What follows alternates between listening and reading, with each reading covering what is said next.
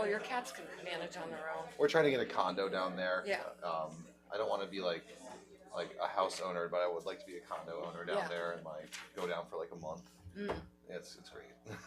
Oh, you guys exude fun. I just love your energy. Well, come grab a beer. Yeah. Five Corners. Yeah. That's my meetup spot. And so Steve Collins was my hairdresser for years. The guy at Battersea. How did you meet him? He was just there, and he offered to help me clean up, and like he's living with his mother right now. Yeah, he's in declining health. And he was like, I was homeless for years. Oh yeah, that was. So he's he didn't know how to. He had his own business for a while, and I think he didn't know how to. I'm hoping he lands on his feet. Ooh. But he But let's catch up. I have to start. Sorry, old pals. We have a quorum. Good evening, everyone. Sorry for the chit chat. I call to order the May 7, 2025 special meeting of the Committee on Administration, Finance, and Law and Public Services. The time is now 6:01 p.m. Mr. Clerk, will you please call the roll, or Miss Clerk, whomever is available?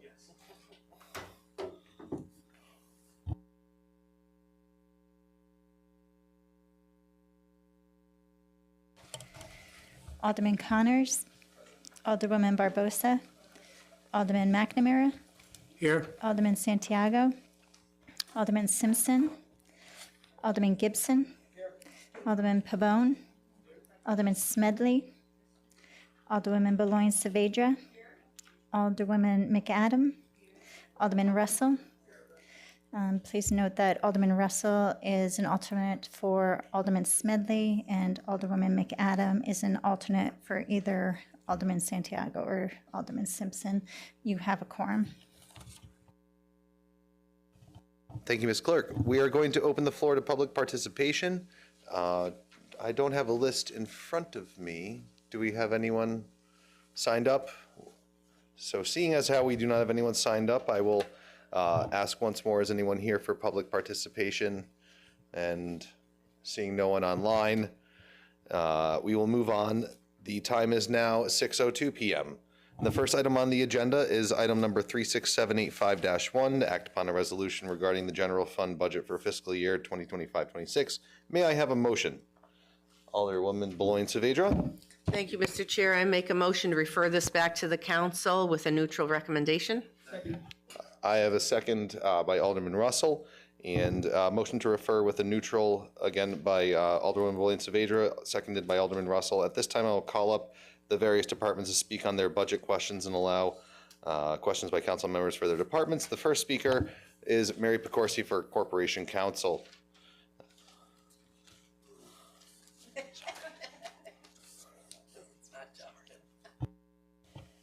Good evening. Mary Pecorski, Assistant Corporation Counsel. And our budget actually went down a couple $100 this year. Our Corporation Counsel has been very good at trying to keep it flat or if possible. So most of our budget is salaries, $485,692. We have 4 full-time positions, myself, John Dyken, who's the city attorney, and 2 paralegals, and then corporation counsel.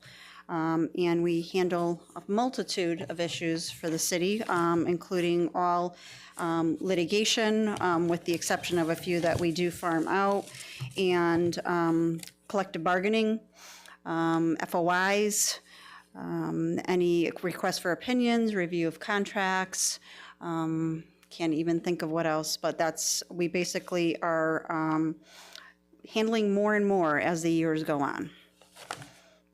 And that's basically what I have. Do we have any questions for Alderwoman Boulogne Saavedra? Hello. You're the 2 lawyers. Are you guys in a union? We are not. You're not in a union. And the 2 paralegals? Paralegals are in 1303. 1303. Thank you. You're welcome. And do you do work for the Board of Education as well as for the city side? We do. I do contract review for the Board of Ed, and occasionally they call for opinions on things. And John Dyken handles lawsuits for the Board of Ed. And that's all I can think of right now. Thank you. You're welcome. Any other questions? Thank you, Council Kowarski. Thank you. Next up, I would like to call Justin Dorsey for the mayor's budget, mayor's office budget. Good evening, Justin Dorsey, Chief of Staff to Mayor Stewart.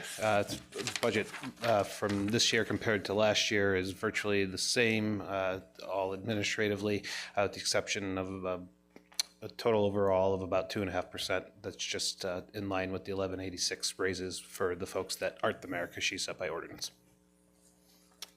Thank you, Mr. Dorsey. Any questions for Chief of Staff Dorsey for the mayor's office's budget? Alderwoman Barbosa? Alderman Simpson? Hello. Any? Recognizing your presence. Hello. Sorry. Hello. May the record reflect Alderman Simpson is present tonight, and hello. Thank you. Going back to the mayor's office budget, do we have any questions for the Chief of Staff? No, thank you. All right. Moving through these items here, next speaker is Jonathan Perugini for the Finance Department.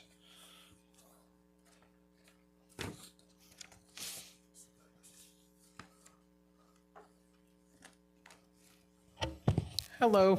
We're going to do the same format we did last year where I'm going to have Mike talk about assessors, Cheryl talk about revenue collection, and then I'll finish up the rest of finance. So Mike, if you can come up. Perfect. And then once he's done, if you can come up. Good evening, everybody. The assessor's budget this year, it's down 1.79% from last year. The biggest change in our budget this year is in our line item for professional services.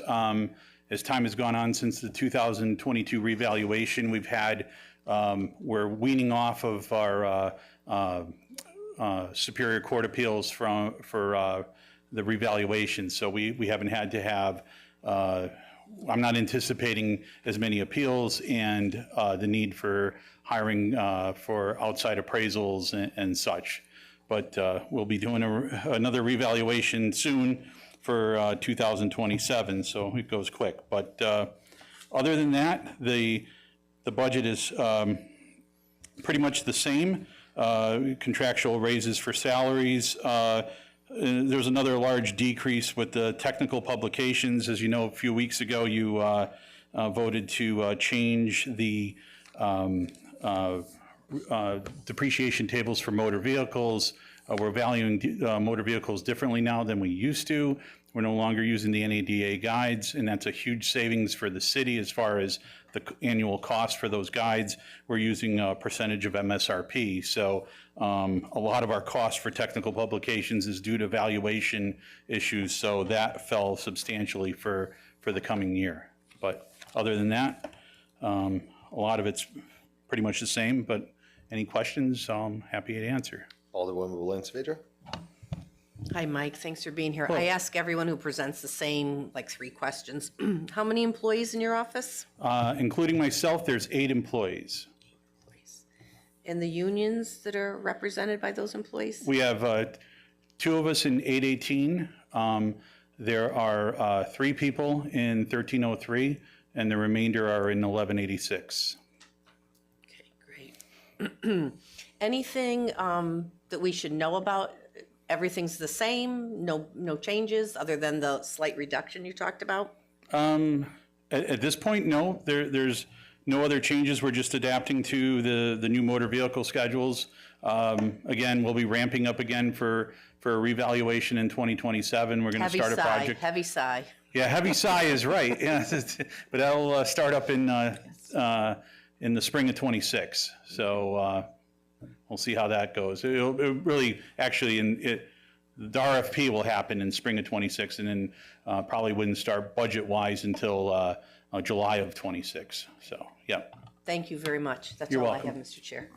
Alderman McNamara. Hi, Mike. Hi. We had all the kerfuffle last year about the motor vehicle, and I think the state has acted in terms of the fall-off of revenue from the motor vehicle rate, which is the same, I think. So you don't anticipate any kerfuffle this year with those corrections? Well, no, the motor vehicles, what happened was the state changed the way we value motor vehicles using MSRP, and they decided to use 85% of the original MSRP as a start point for a new vehicle, and then 5% each year, versus using the retail value in the NADA guides. And what that originally resulted in was about a $48 million decrease in our overall grand list, which in the motor vehicle grand list alone. And as other towns were reporting their grand lists in decline, the state, got word of all of this, and towns were concerned about losing potential income, especially in towns like ours, because we're like a city like ours. The maximum mill rate is 32.46. You cannot go above that, so you couldn't make it up by raising the mill rate on cars because of the state maximum. So they changed it to 90%.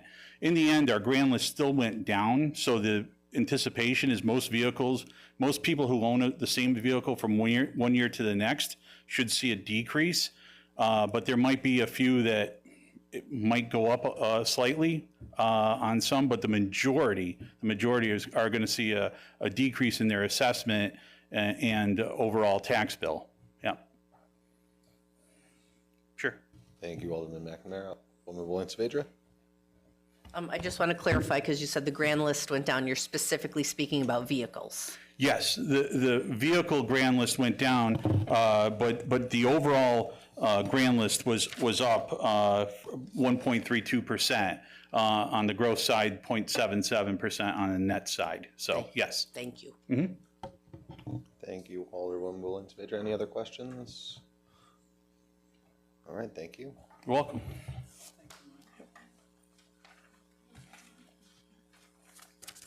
Good evening, everyone. As far as the revenue area of the finance department's budget is concerned, everything is similar to the assessor's office as far as like contractually obligated salaries, required things we have to do per state statute for tax collection, professional services.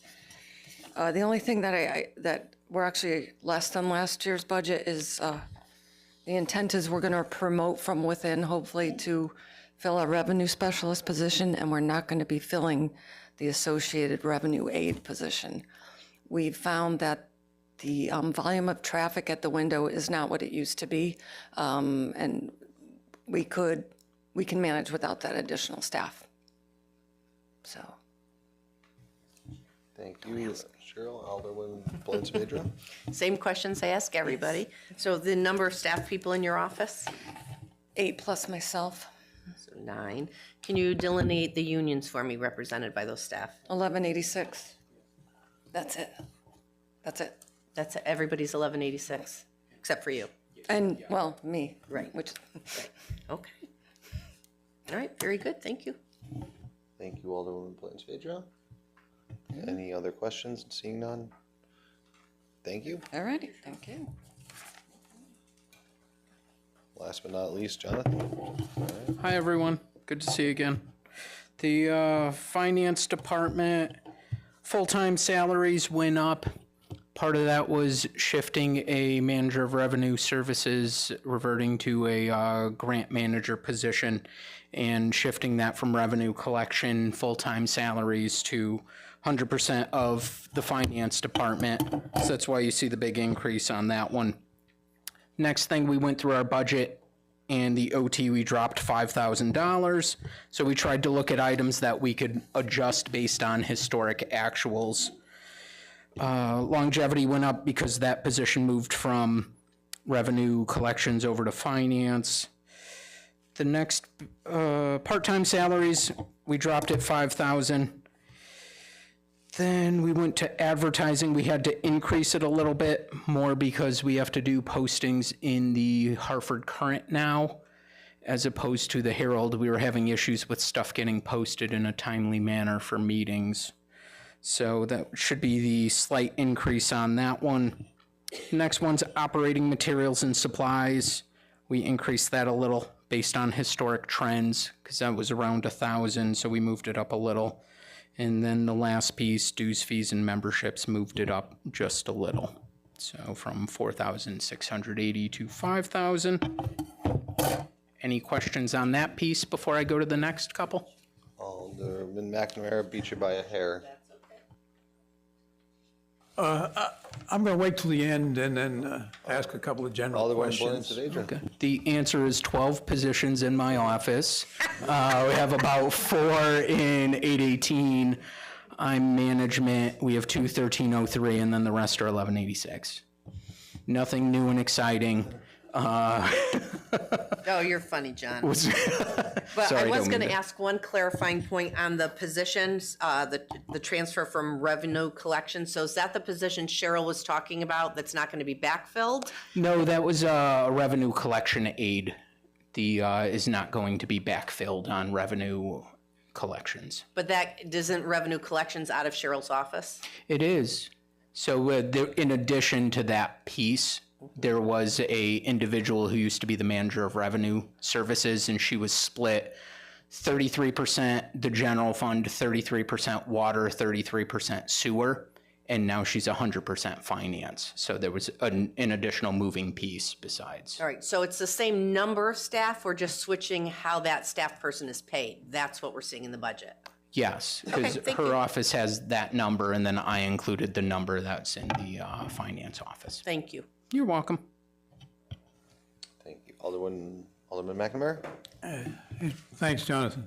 No Good problem. to see you again. Good. Hope to see you tomorrow night, too. You will.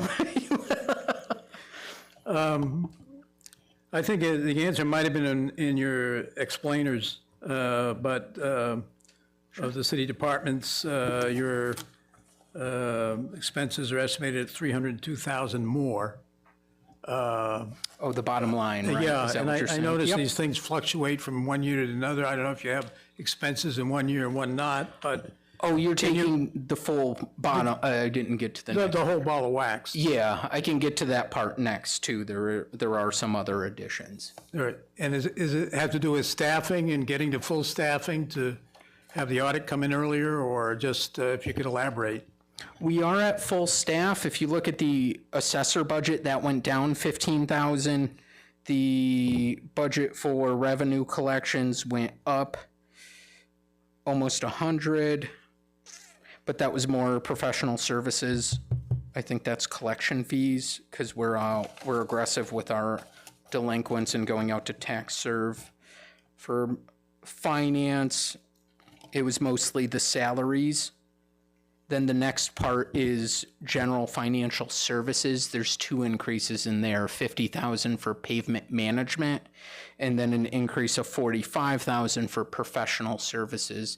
And that's because we're moving to an upgrade on our current financial software and working on better report writing and training for staff.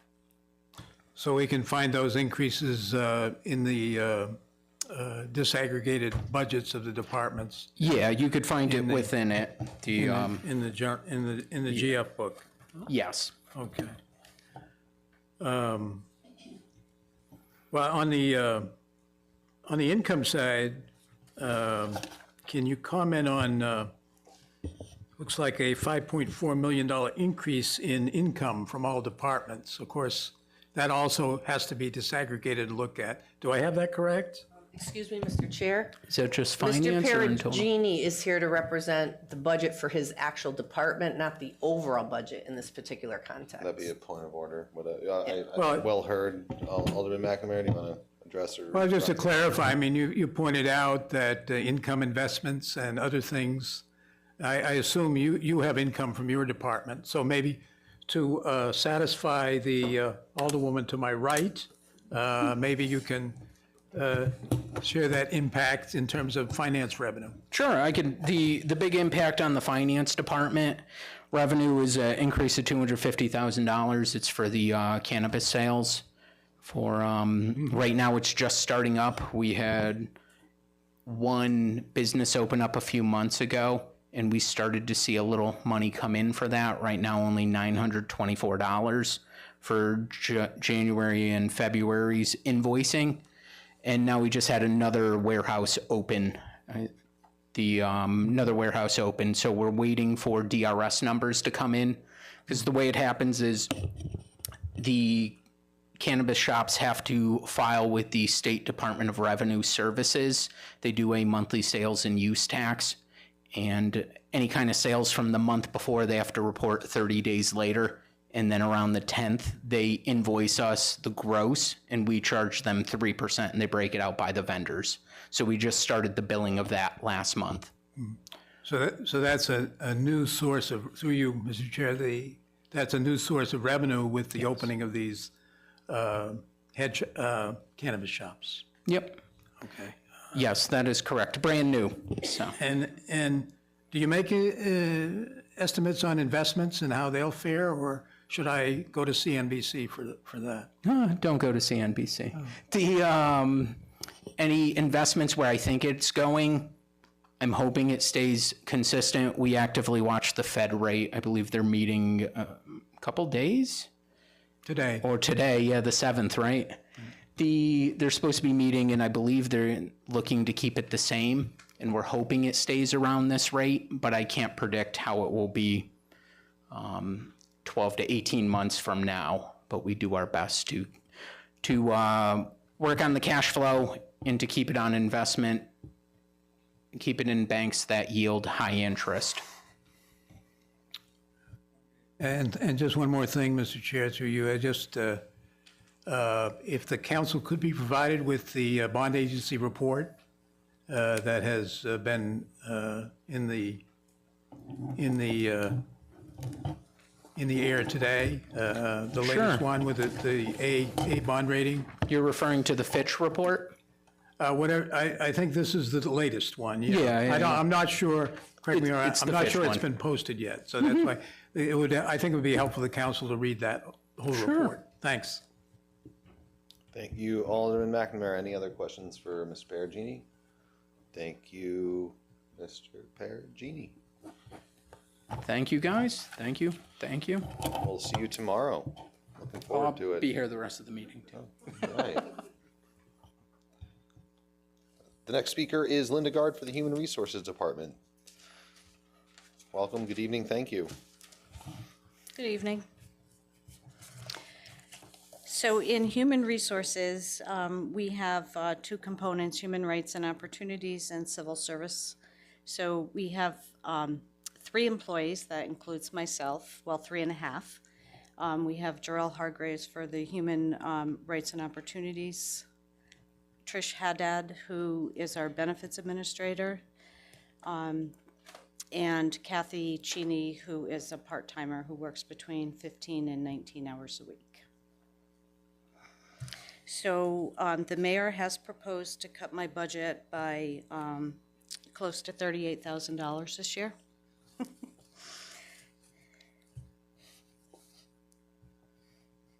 So our department basically handles like recruitment and testing, the full life cycle of employees, onboarding, orientation, employee relations. We handle employee training, benefits administration, all the drug testing for CDLs, and the associated records that goes with it. All the random drug screenings for fire and police, employee leaves of absence, retirements, which we've had quite a few this year. And then the Human Rights and Opportunities Office handles the fair rent complaints, unlawful discrimination, handles fair housing, equal employment. And we do all this with 3.5 people.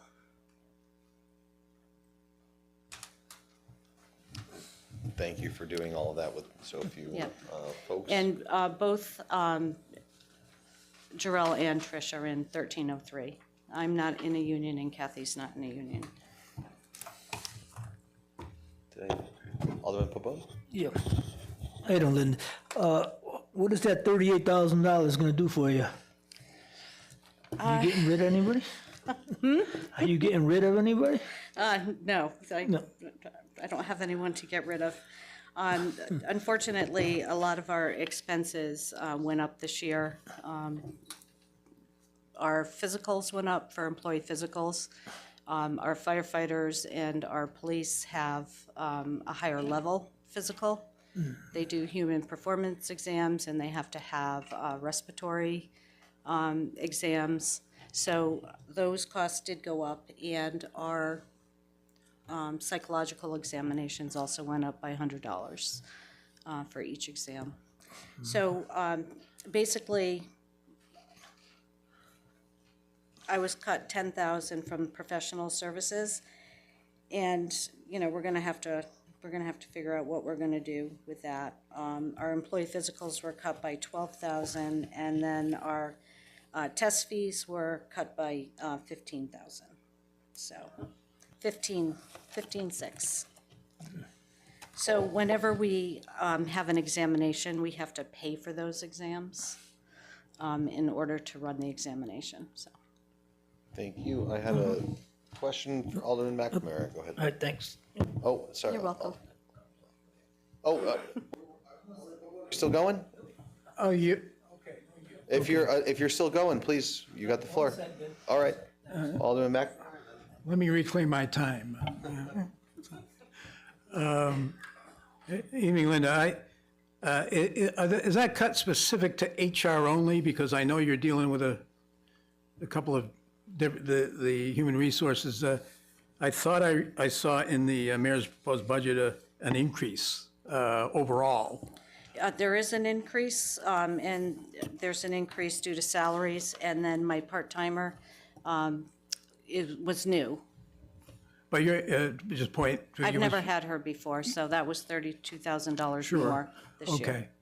But that's in terms of operations. You've been cut. That's what you're saying? Yes. Okay. And just generally, HR for how many total employees, city side? About 660. 660, and you have 2.5, 3 staff? Okay.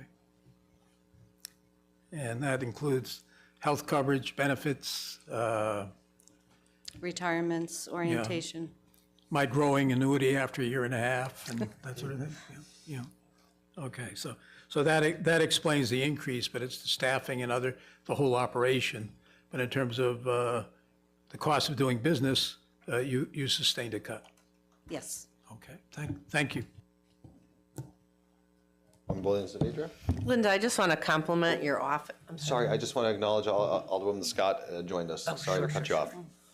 I just want to acknowledge the work that your office does, and I also should have said that to Mary. Often here in City Hall, with the tightening of the belt and with not wanting to raise taxes, we find ourselves in situations where departments are really,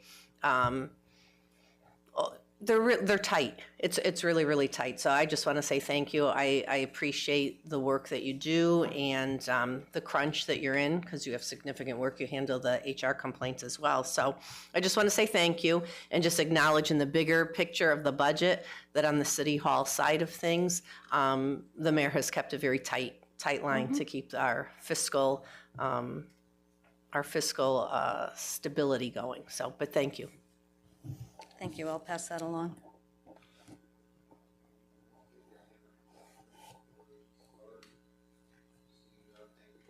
Thank you.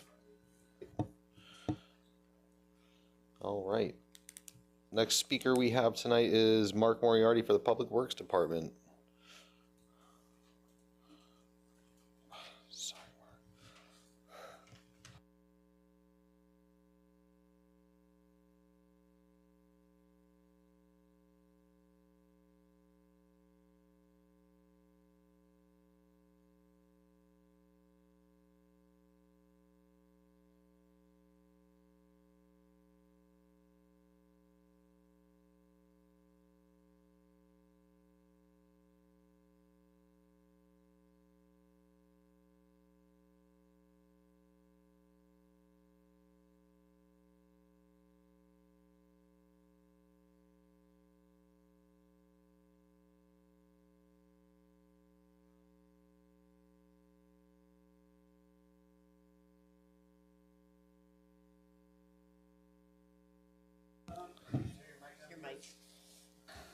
There we go.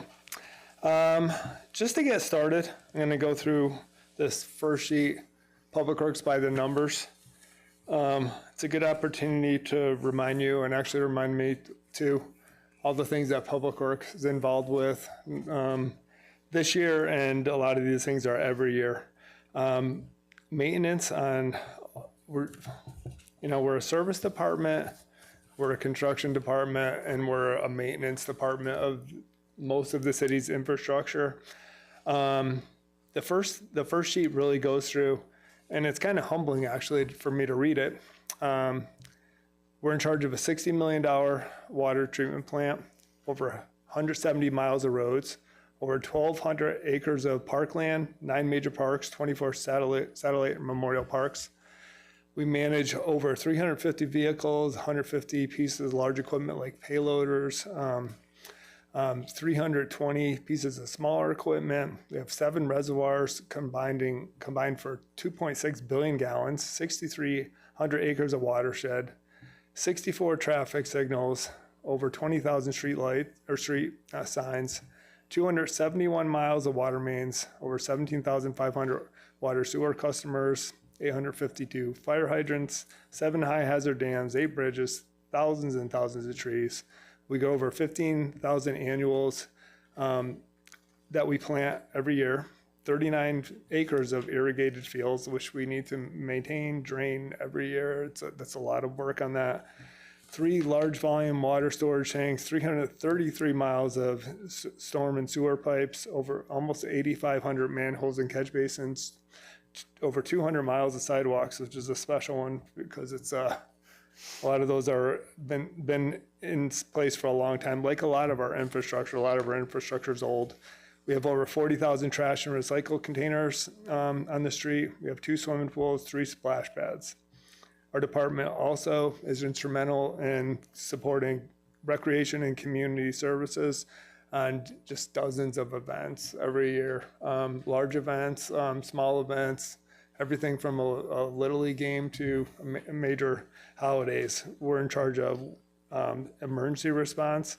The biggest one typically being winter storm operations, but when it floods, we're there before and after. And when there's a windstorm, we're there cleaning up, and sometimes it's for big windstorms, sometimes it's some smaller. Right now, for projects that we're managing, just for construction projects that we're managing a $13.4 million I&I project, which is NB Flush Phase 3. John Downey Drive reconstruction, which is a $5.3 million project. McKinley Osgood drainage improvements, $2.4 million. SCADA system upgrades, which are thankfully almost complete at the water treatment plant, $800,000. If you go over to Stanley Quarter Park right now, where all the roads are getting redone in the parking lots, that's a $650,000 project. We have $2.7 million paving program going on this year, which is one of our larger ones. We'll be replacing the traffic signal at South Street. $700,000 project. We're just about to complete the Akron Railroad crossing from the bus stop into the CT Fast Track. It's almost a $500,000 project. We have 2 phases of Beeline Trail in construction right now. Those together are about $6 million. On the design, on the planning side, because none of the work that's in design or construction just happened. It happened the result of planning efforts that we undertook and chasing grants at the tail end of those planning efforts to make sure we had money to fund these projects. The big one that I'm heading up right now is our Vision Zero Safety Action Plan. That project has been very eye-opening, looking at crashes, serious injuries, and fatalities in the city. And that project is really leading to the next several bullets on this sheet. Automated traffic camera enforcement, something we're really looking at, and something that we've already submitted a resolution to you for an ordinance revision. Looking at going to concurrent ped phasing in the downtown from exclusive, which we think would be a major safety improvement in the downtown, but it will require a lot of work. Looking at improvements to MLK at North Street, Corbin, Lincoln, Monroe. Putting grant applications for most likely concurrent ped phasing and also an SS4A for MLK and North Street intersection. Big thing that we're doing this year that's new initiative is the catch basin cleaning program. We're trying to get really caught up on that. That's a big effort. And Route 174 roadway realignment. That one isn't requiring a lot of work right now, but we're really trying to get that project moving. On the design side, we have Arch Street going on right now, Allen Street, White Bridge, Wellfield upgrades, Myrtle Street, complete streets, third phase of Beeline Trail, West Main Street improvement project from Vine to Lincoln, Willow Street park improvements. We're starting to work with Recreation and Community Services on that, and we pretty much manage that hand in hand because we do construction. And Stanley Loop Neighborhood Connections project. And now that's a lot of things. We do have more than 3.5 people. We have 125 positions in public works. I think for the amount of work that we do, I think this is we're still very lean, and we have constant flux. So we're rarely operating at 125 positions. If we were ever operating at 125 positions, which I think we actually have done for about a half a minute, like about a year ago. And it's, even today, in the past couple of days, we had 2 retirements. We had a guy leave last year. He's going to pursue his own business, something he does on the side. It's a constant job.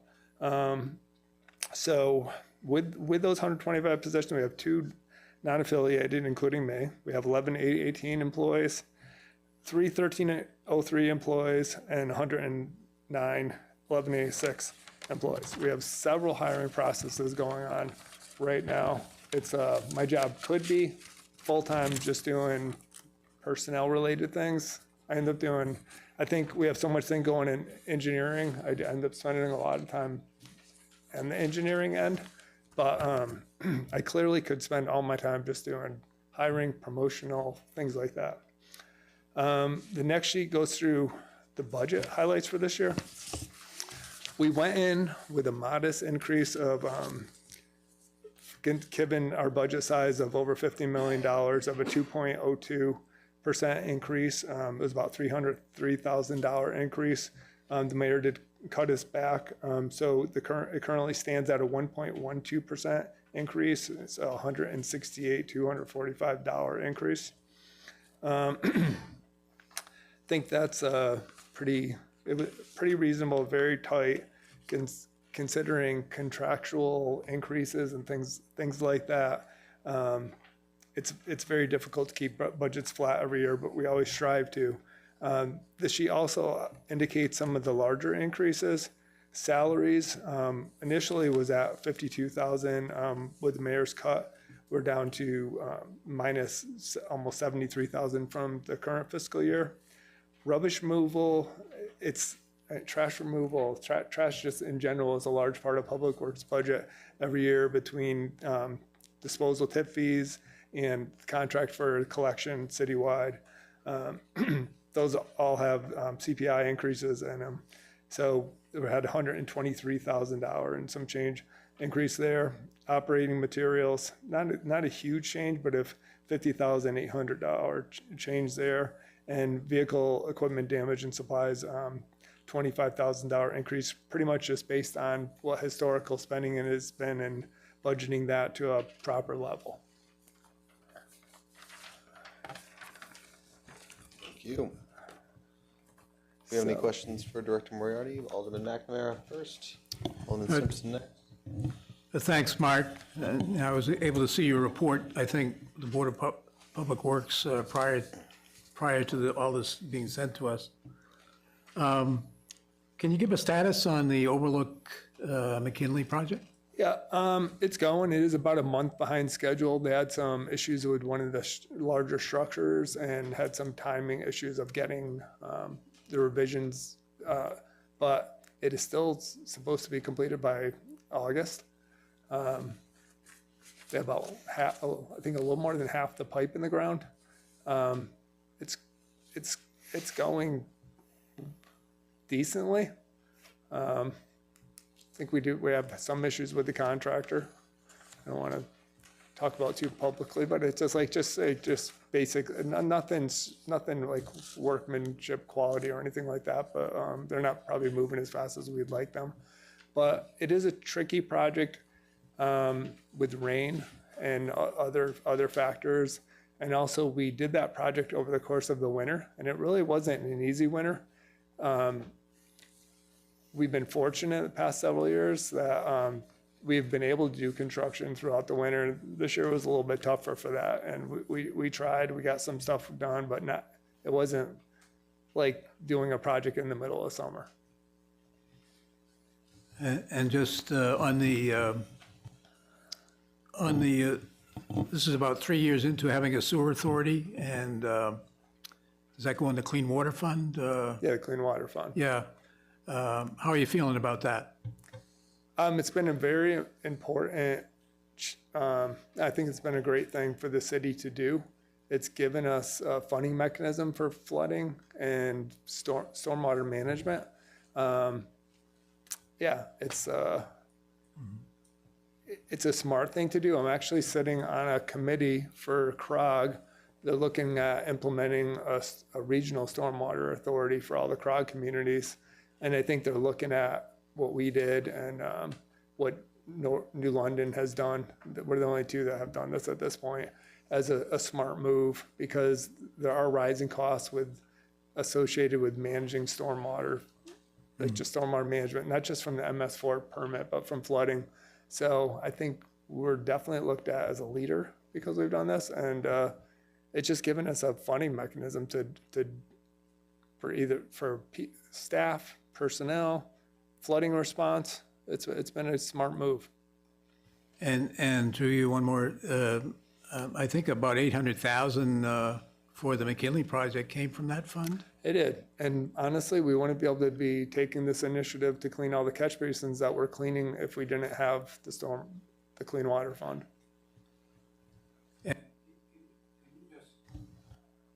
Can you just unpack for people who don't know as much as Ray Esponda, how that revenue comes in?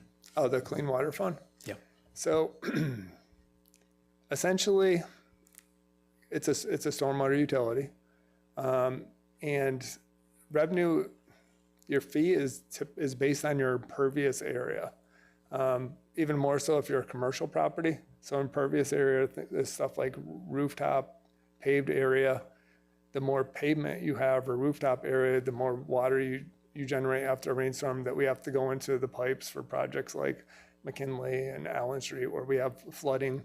And yeah, so the more impervious area, the higher your bill is. We do it based on a REU. One REU is equivalent to 1,000 square foot of impervious area. And commercial properties, it's basically, the fee is basically whatever our total budget is, divided by the amount of impervious area around the city. For the most part, it's a little more complicated than that. And you pay a percentage of that overall cost based on your impervious area. We bill quarterly. So the REU charge, which has been at $625 per one REU, is basically, it's a quarterly fee. So. Thank you, Alderman McNamara, Alderman Bully. Oh, wait. I'm going to just follow up on John. Oh, I'm sorry. If you want to do one. No, go ahead. Alderman Simpson was next. Yeah, I got you next. Thank you. Just really quickly, in terms of rubbish removal, the city's getting a lot of new housing units constructed in the area.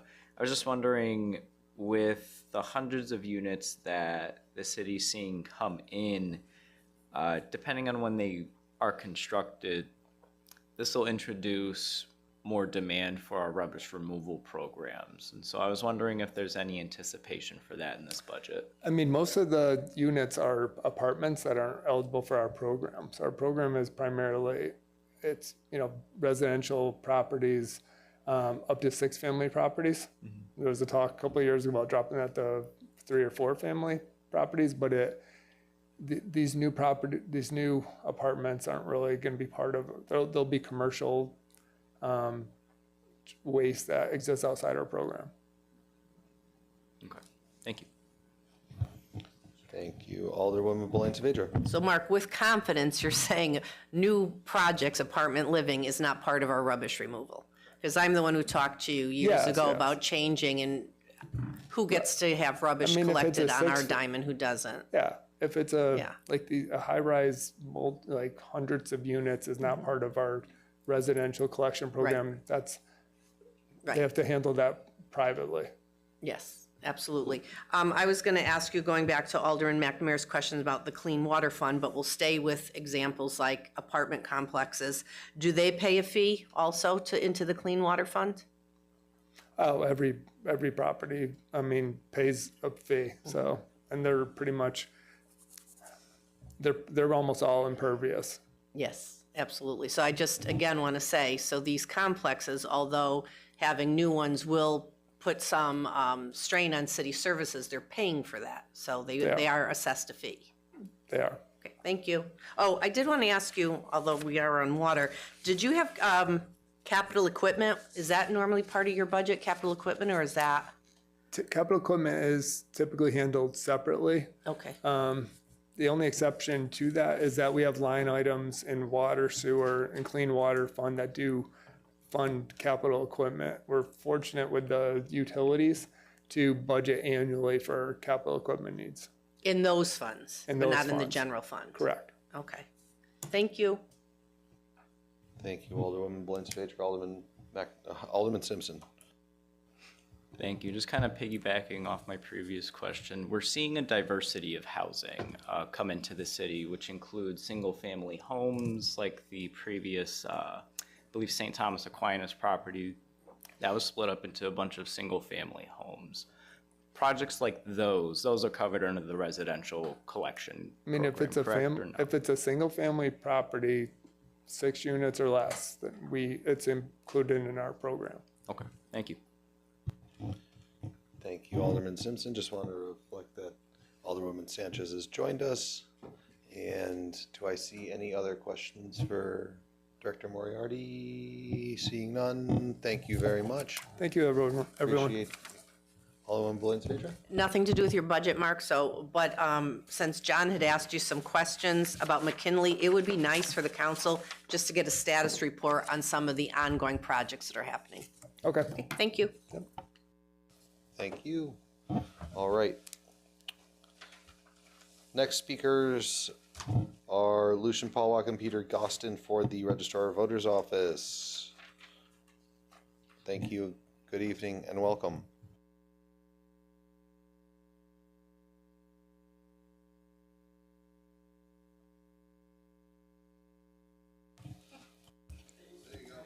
Okay. Good evening, Mr. Chair, Alderman, Alderwoman. I'm Peter Gostin, Republican Registrar of Voters. I'm also here on behalf of Lucian Pavlak, who is recuperating now from a hip operation. Okay, so I will address this as an overall situation between the two budgets. Both of us have been, at least in terms of individual departments, cut, by the mayor. But we've come off a very hectic year from last year. This year, we're still not sure what that will bring in terms of a potential primary, but certainly November is coming around as well. And we will now have 21 full days of early voting this year if we have a primary. If we don't, there'll be 14. And therefore, that kind of reflects some of the realities that we face regarding the professional services account. But primarily, I wanted to address the equipment maintenance and repair. We've been reduced rather drastically, but I think we might have found a solution to that. Ironically, the total amount that we look to be collectively reduced is somewhere around $36,000 from what we requested. That $36,000 is almost the same number as the resolution you will have before you next week, which will be looking to purchase new cellular service poll pads, which is the check-in for the voters at the polls. And what that will do is enhance the ability of the signals to be received through no matter what kind of facility that we're in. Currently, we have about 11 of them that do not hook into any kind of internet service or Wi-Fi with schools. There's only 6 of those, but 11 of them we require hotspots, which we would have had to procure. We were looking to do that, but with this new cellular service upgrade in the pole pads, that would eliminate the need for hotspots and make our job a little bit easier so we don't have to program them. But overall, the total budget from our request, again, is somewhere around $36,000 less. Okay, but the two primary ones, the equipment maintenance and repair, for both sides, we are down somewhere around $33,000. Of course, again, some of that it can be alleviated with the current purchase we're looking to have for next week because it's in our current budget. But we still have other things, like we have new tabulators coming on board. All right, we were a pilot program, but this year we're going to be on the hook for the full first year firmware licensing and maintenance, which is going to cost us a little over $20,000. Currently, the maintenance on the old tabulators, which we're not using now, was only about $8,000. So there's a $12,000 difference there that we're going to have to be expected to pay. This is something in years past, the Secretary of State's office had enough money in different funds to pay for a lot of that maintenance, but about 5 years ago, it came back all on the city. But this year, with the new tabulators, we can expect a lot more. We're also going through a complete change with the voter registration system. A new one is coming online somewhere beginning of July. It's just in time for our primary if we have one. So if we are a little trying to figure out the system, please bear with us. It's a lot to learn, and in fact, training is going to start. We just got word today. In about 2 more weeks or so, we'll have some of our staff go up to Hartford, the Secretary of State's office, to get trained initially on it for about 4 hours, and then we'll have a second bite at the apple maybe a few weeks later with a couple of our other staff. In anticipation of perhaps your question, Alderwoman Saavedra, we have 6 total employees in our department. Of course, 2 registrars. We have 2 full-time assistants, which are $11.86. We have 2 part-time assistants, whose salaries are at the mercy of the registrars. And then, of course, the 2 registrars whose salaries are at the mercy of this council. Okay, and perhaps seeing how we're the only ones left other than the mayor, perhaps that could be addressed next year with a new council and maybe a new structure in the ordinance that governs that. So I'll take any questions if you have them. Thank you, Peter. Alderman McNamara, you're first. Thanks, Peter, and good evening. I understand that purchase is going to is replacing very old iPads and gives the Wi-Fi to places that aren't schools necessarily, where I do recall you've had glitches in the past in terms of a breakdown. Yes. The glitches you're referring to really come it depends on the election, but a couple times, almost consistently with 2 or 3 locations, the signal, because of the hot spots that we've had to use to get a signal there, wasn't strong enough to permeate like 2 different sets of concrete or built brick structures. We were in basements, that type of thing. And what the cellular service, I've been told, does is it provides a stronger signal. In fact, they're using not just a normal regular cellular signal, they're using a first responders one, which is the strongest one from Verizon that they can impart. But all that is part of the new equipment in the pole pads. So yes, we're trying to address that to make it much more consistent of a signal coming into any place where we have our pole pads. And just through you, Mr. Chair, you say you got cut by 36 grand in your operations, overall operations. Mm-hmm. This is you're showing a was that what you requested versus what the mayor gave? Because you're getting 12,000 less in terms of the mayor's proposed. Well, the mayor actually almost mirrors what we put in for this current year. All right, so, but in terms of what we requested collectively, that is somewhere down around, yes, about 33,000 in total from what we requested. And are you getting any help from the state in terms of funding on an ongoing basis? Well, I don't know about ongoing. A couple of weeks ago, the Appropriations Committee was leaning towards adding another $1.25 million to be spread around the state, much like $1 million was a year ago in a separate appropriation that came to this, various towns and municipalities. We ended up receiving just shy of 16,000, or I'm shy of 15,000. I'm anticipating we might, if the governor would sign it and it goes through both houses, maybe additional 18,000 to our budget that we don't currently know about, which is, it reflected in the differences here. Although I think at the time the mayor put this together, she was not aware of that either. So hence the drop, the 33,000, I would say might be offset by half of that, but still we're expecting more maintenance to have to be paid for with the new tabulators. Thank you, Alderman McNamara. Any other questions? Alderman Simpson. Hey, Peter. Good evening, Alderman.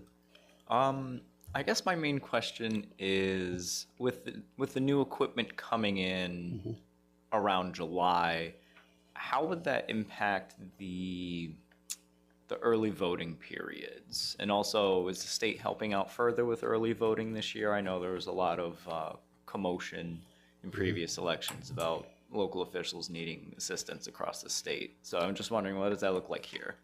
Well, we already had we were a pilot town last year for the new tabulators. The state picked up whatever the cost was to get them to us and whatever licensing that were needed for 9 particular towns. But new fiscal year means we're all responsible now for the maintenance of those machines individually as municipalities. What it means early voting, well, we're probably actually going to be able to use them, because last year was the first time we had early voting, and as such with the old tabulators, many of them were not working, including a number of them here. They were overheating, and that's why they went to what's called an envelope system. People would take a ballot, fill it out, put it in an envelope, and then we would just deposit into a ballot box without a tabulator.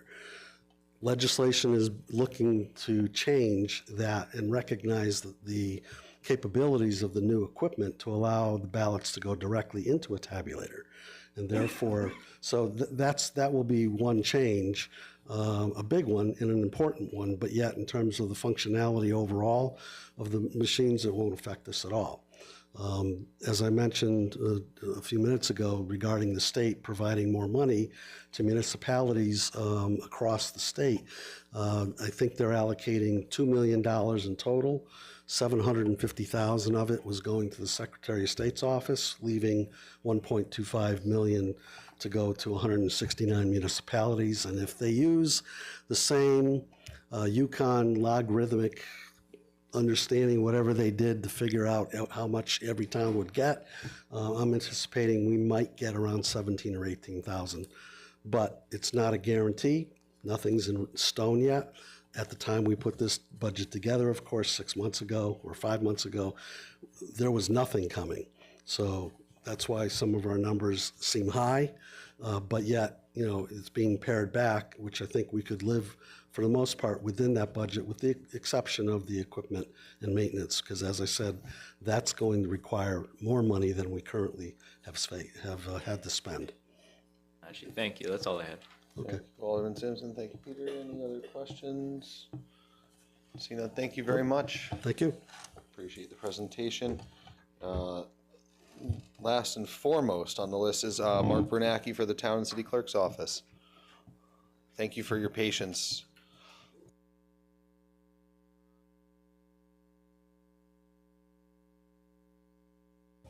Thank you, everyone. Jessica's passing out a PowerPoint presentation that I made. I'm not going to go through it slide by slide. If you folks feel compelled to not be able to sleep at night, please take it out, and hopefully it'll knock you out in no time. It basically goes through and gives you the detail of what we do in the town clerk's office. I know all of you see me on council meetings, taking notes. We do more than that. We basically handle what I call the circle of life. From the time you're born to the time you die, whether you get married or start a business or run for office or want to be a notary public or justice of the peace, serve in the military and get your discharge papers, we do it all. We're basically the record keeper for the city of New Britain. I also broke down the average percentage time that we spend per day on the different core features. You can go through that. It shows you the, and we don't need that, Jess. No, we don't need that. I got the hard copy here. It goes through that. The first slide I'd like you to take a look at is further back in. It's the town clerk basic fees. The town clerk's office, not only ours, but all of the town clerks throughout the state of Connecticut is heavily regulated. We have to adhere to over 500 state statutes, including all of the basic fees for our services that we provide. We are a revenue generator, not all through taxes, but through fees. So we have a lot of fee for service that we also handle. Again, these are all regulated by the state of Connecticut. The Town Clerks Association was able to get a fee package passed about 4 or 5 years ago, which allowed us to raise our rates for like the liquor permit fee, which was $5 since LBJ was the president, and now it's $20. So we were able to raise some of the fees. It doesn't happen too often because the legislature doesn't like to raise fees. In terms of a couple slides after that is basically our presentation for the fiscal year 26. We collect a little over $2 million in fees. The biggest chunk of that is in the conveyance tax. So whenever a person sells property in New Britain, they are obligated to pay 1.25% of the sales price to the state of Connecticut and also the city of New Britain. 0.75% of that goes to the state, and since New Britain is a distressed municipality, 0.5% goes to the city of New Britain. And since 2021, basically during the pandemic, the real estate prices have escalated significantly. They are still very high, so whenever people sell property, we're making bank. So we're doing well with that. And as commercial properties flip, we're making a lot of money on that. So that's the biggest revenue generator that we have. The second most is in land recordings. The third most is vital statistics. And several years ago, we implemented a 24/7 online ordering system for vital statistics, which is basically your birth record, marriage license, or death record. You're able to apply for that online, pay for it online, and last month we hit a record of over, I think it was $7,700 that we collected in revenue for that. We've been averaging between $3,000 to $5,000 a month on that. We still have to process it though, so we're still going into either the vault to make hard copies of that, or going to the state portal to generate your records on a nice security paper, and then we have to mail it out to the requester. In some cases, they request that they pick it up at City Hall, which is a great convenience for them because they're in and out within a minute. So they really like that convenience. In terms of the expenditures, again, we adhere to over 500 state statutes. We're asking for spending of at least $660,000 in change. To answer Alderman Beloin-Savage's question, I have 7 staff people, all 1186, plus myself. Out of the 7 people, we have 5 people that are new hires, basically 1 year and less. So we had a significant turnover, and it's been my goal, and it's been an opportunity to bring in new people, fresh blood. They're very eager to learn, and during the interview process, the one theme that they had was they want to grow. So they wanted to be in a position of different than where they were coming from, to be able to be in a position to grow. And they liked the fact that we also implemented in the 1186 contract that you have to become a certified town clerk within each position. And I fought hard to get that in the contract, if not the last one, two contracts ago. So it requires people to also be certified. And while I don't want to lose people, I tell them during the interview process, we will train you, we will educate you, but please, we're not looking to get rid of you. But if you see an opportunity to become a deputy town clerk or even a town clerk in another town, it gives you the opportunity to grow and be in that position. And with the fact that the city changed its charter, my position is going from an elected position to an appointed position. So it was also built into the charter change that whomever is hired has to be a certified town clerk from the state of Connecticut. So we look for education, we look for experience and quality, and hopefully, when the time comes, you folks make the right decision. So I'll leave it at that. In terms of our overall operations, I could say that even though we're not a private sector company, we do return a profit to the city. So with us generating over $2 million in fees and only costing about $660,000, we're returning about a $1.4 million surplus to the city of New Britain. And with that, I'll open it up for questions. Thank you, Mark. I interact with your office all the time doing closings and also in my personal context, but you guys do a great job in bringing lots of fees for the city indeed. Any questions? No, I do. Alderman McNamara. I'll ask my standard question, Mark. You've been allocated $24,000 less. Is that due to retirements, or it's just? Yeah, it's basically retirements, and we're starting off at step one of the pay grades. But we also, when people do retire, we also have to pay out to people that don't use their sick time. There's a 25% buyback that the city provides to them, any unused vacation time, comp time, personal time, and I'm probably missing one other one. But we do pay out, and I have to come up with a payout letter for each employee that does retire, and I provide that to HR before the person leaves. And I have a person leaving this month. She's been with us 42 years, so not quite as much as Audrey Malcolmus, who had 72 years in my office, but she decided after 42 she wasn't going to gut it out another 30. Thank you, Alderman. Any more, Alderman McNamara? I'm good. I wish I'd worked at a place for 42 years. Yeah. And as a public service reminder, everyone who is running for office, this is a municipal cycle. They haven't changed the state law yet, so you do have to register with my office if you're going to become a candidate. So you have to take out the SEEK form to apply. So what a lot of people are doing in both parties is either one, having the town committee form a slate and then do all the paperwork for you, or you pick up your own slate of candidates to do that, or there's some individuals that want to go on their own and also raise money. So once you decide that you want to become a candidate, please see me, and that way we clear the hurdle. SEEK isn't on my back, I'm not on your back. I don't want the $100 from you if you file late, so just file on time. So, thank you. Thank you. Mark, you're all set. Great, thank you. So we are complete. We are done with our speakers. Mr. Chairman? Yeah, Alderman McNamara. At this time, I'd like to make a motion. There's a motion on the floor. Oh, it's on the floor. I'd like to make a motion to table the motion, this motion, in light of the fact that we'll be continuing tomorrow night. Second. I have a second from Alderwoman Williams-Saavedra. All in favor of tabling at this time, say aye. Aye. All opposed, nay. The ayes have it. The motion is tabled at this time, pending tomorrow's meeting.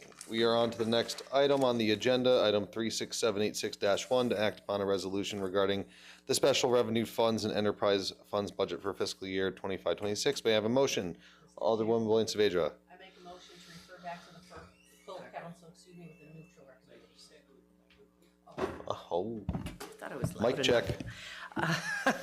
Mr. Chair, thank you. I make a motion to refer this item back to the full council with a neutral recommendation. I had seconded by Alderman Russell. I have a motion to refer with a neutral made by Alderman Williams-Saavedra, seconded by Alderman Russell, Do we have any discussion on this item? Alderman McNamara, are we going to table this one?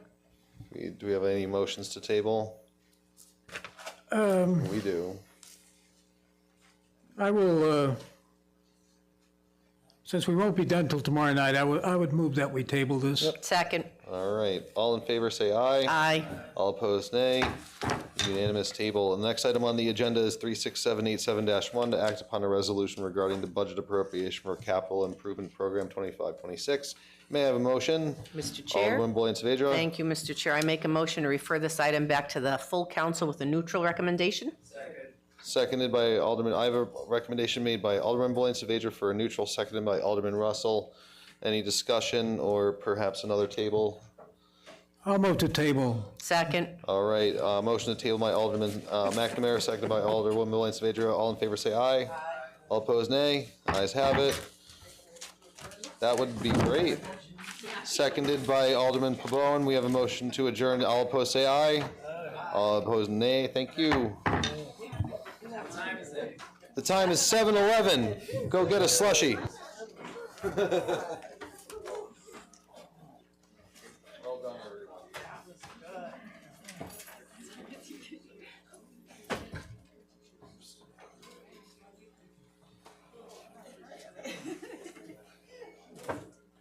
Oh, Danny, I meant to call you up.